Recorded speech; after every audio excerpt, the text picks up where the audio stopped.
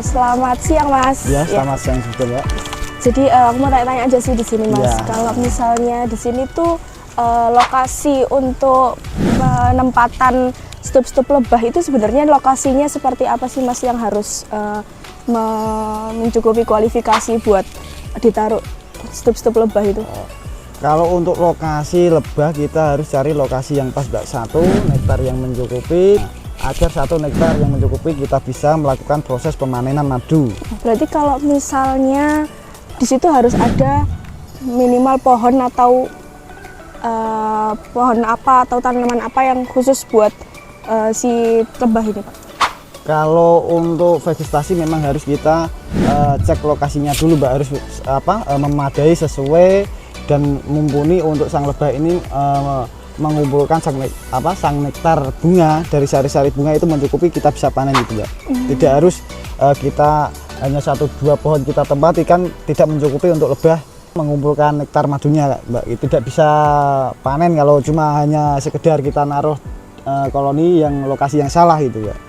Kalau untuk proses panen dari proses naruh si lebah-lebah ini sampai proses panen biasanya membutuhkan waktu berapa lama, Pak? Kalau untuk ukuran waktu kita belum bisa menentukan, Mbak, ya. Ya ibaratnya kisaran kurang lebih dari 2 minggu sampai 1 bulan. Kita tidak bisa target untuk proses panen. Kita harus cek koloni di lokasi beberapa hari kemudian kita cek koloni. Kalau memang kita dicek sudah siap panen, siap produksi, baru kita produksi dan proses pemanenan madunya, Mbak, gitu. Untuk proses panen sendiri, panen sendiri yang perlu disiapkan dan prosesnya itu bagaimana sih, Pak, untuk proses panennya? Untuk proses panen yang perlu disiapkan itu simpel saja, Mbak. Ketika kita ngecek koloni, kalau memang sudah siap, kita tinggal ke sini bawa ekstraktor untuk penggilingan, dan kita bawa belum tempat untuk nuang madunya dan penyaringan kayak gitu, Mbak. Simpel saja. Dan dari ember juga kita menyiapkan untuk ember yang stainless, Mbak, agar madu itu tetap steril, tetap bersih, siap saji kan gitu, Mbak. Untuk proses panennya itu kayak gimana aja ya, Mas? Maksudnya step-stepnya apa aja untuk proses panennya? Untuk proses panennya, Mbak, ya. Dan setiap kali kita akan mengecek untuk koloni ini, Mbak, ya. Di dalam sisir apakah sudah mumpuni, siap produksi atau belum. Contohnya seperti ini, Mbak. Nah, di sela-sela ini madu kan belum untuk siap produksi atau siap panen gitu, Mbak. Kalau memang untuk madunya memang simpanannya sudah banyak di dalam dan kita cek betul-betul, kita cek memang sudah siap diproduksi, baru kita produksi gitu, Mbak. Tidak memakai ukuran waktu, kita memang harus menunggu harus lihat dulu karena kita juga menjaga kualitas madu juga supaya banyak disukai untuk di kalangan masyarakat gitu kan. Tapi ada nggak sih, Pak, ada yang bilang ada madu panen muda sama ada madu panen tua, itu memang ada, Pak? Memang ada. Contohnya gini, Mbak, untuk madu panen muda itu tergantung cuaca juga dan tergantung untuk sisi peternaknya juga gitu. Contoh untuk pemanenan katakan bisa jangka pendek, katakan 1 minggu. Itu bisa saja untuk madunya teksturnya muda, bisa encer, Mbak, itu. Nah, itu. Beda sama pemanenan katakan 15 hari atau jangka waktu 1 bulan. Untuk kadar air tetap rendah, Mbak. Untuk kekentalan madu ada gitu. Tapi ada lebih bagus nggak sih, Pak, kalau misalnya madu panen tua atau? Lebih bagus panen tua, Mbak. Untuk kadar air kan lebih rendah gitu, Mbak, kental gitu. Kan ini banyak ya, Pak, beredar di luaran kayak proses pengujian madu asli. Ada yang katanya tidak disemutin, itu asli. Ternyata kalau yang disemutin ternyata madu palsu. Terus ada yang madu dibakar atau dan lain sebagainya. Itu sebenarnya benar nggak sih, Pak? Semua itu menurut saya itu hanya hoax aja, Mbak, itu ya. Sebetulnya untuk madu kalau memang mau tahu keaslian dan kemurnian madu, cukup saja untuk uji lab, Mbak. Nah, gitu.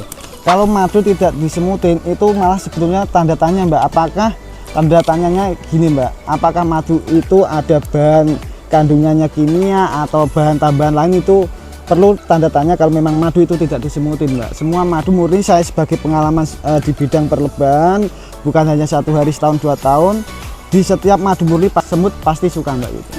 Oh.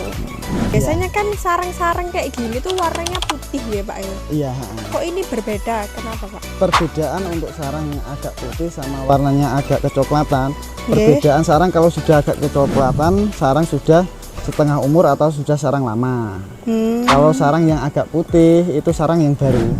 Oh, sarang baru. Sarang baru yang baru dimasukin ke dalam koloni dan dibangun dari lebah-lebah ini, Mbak. Oh, nggih.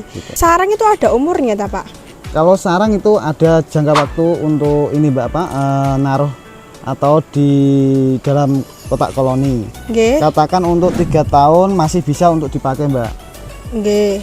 Kalau sudah sampai umur 5 tahun untuk sarang itu, untuk lubang-lubang ini itu kecil Mbak, kecil dan keras. Kalau sarang yang Nggih. sudah berumur 5 tahun tidak layak untuk dipakai. Oh, berarti bisa berubah nggih Pak? Berubah. Yang awalnya agak besar akhirnya jadi kecil. Kecil ya. Dan untuk lebah juga nanti tidak bisa normal kayak gini, jadi kecil-kecil Mbak. Oh, lebahnya jadi kecil-kecil. Berarti berpengaruh nggih Pak Berpengaruh sama untuk ukuran sama koloninya, berpengaruh koloni, Mbak. Pak. Kalau misalkan belum 5 tahun, tapi sarangnya tuh bisa rusak apa enggak? Mungkin kena hujan atau gimana? Kalau rusaknya itu dalam proses di ekstraktor Mbak. Kadang kita di penggilingan kita putar cairan atau nektar madunya ini rata, diputar itu nanti bisa kawatnya itu putus Mbak, itu bisa rusak di dalam waktu proses panen aja. Kalau dalam koloni nggak pengaruh untuk kerusakan sarang. Nggak Mbak, berpengaruh. Berarti kayak suhu gitu nggak berpengaruh? Nggak pengaruh Mbak. Oh, nggak pengaruh. Nggak pengaruh. Terus ini lebahnya jenis apa nggih Pak? Untuk jenis lebah ini jenis lebah Apis mellifera. Apis mellifera. Untuk nektarnya? Untuk nektar ini dominan multiflora Mbak. Ada nektar rambutan dan nektar sengon juga ada. Contohnya kalau di sini karena ini di lokasi bukan harus di bawah vegetasi untuk dominan nektar karena jarak tempuh lebah itu kurang lebih 4 kilo. Jadi menyebar 4 kilo itu maksimal. Bisa jadi 5 kilo kalau sudah lebah itu dalam posisi ditempatkan kayak gini, bisa katakan 1 bulan 2 bulan itu bisa jarak tempuh 5 kilo. Jadi tidak harus di vegetasi di bawah nektar Pak, gitu. kalau misalkan ini dekat lingkungan warga, kemungkinan nggak untuk lebah ini tuh kayak pindah sarang? Nggak bisa. Oh, nggak Mbak. bisa. Nggak bisa. Oh, oke. Kalau gitu terima kasih Pak buat waktunya.